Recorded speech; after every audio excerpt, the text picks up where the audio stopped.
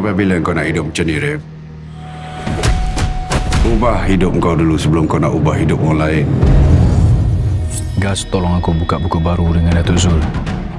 Semenjak tu, oranglah keluarga aku. Makin lama makin bahaya kerja kita ni. Nyawa kita ni mainan orang kaya je. Bila-bila masa je boleh kena tembak. Tak kisahlah. Kalau kita sama-sama, tak ada siapa berani hadap kita pun. Gas, ayah nak kamu ganti ayah jadi kepala naga. Budak aku tak boleh mati untuk sampah macam tu. Aku nak kepala Syam. Darah. Bayar dengan darah.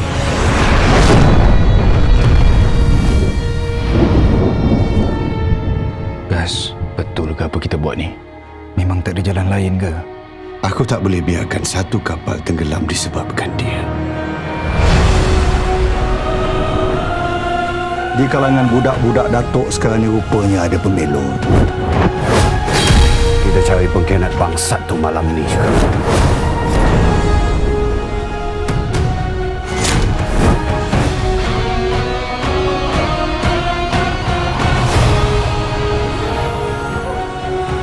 Cari pengkhianat ni sampai dapat.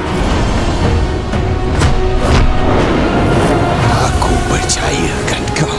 Aku bagi segala-galanya. Aku pun samalah, siap.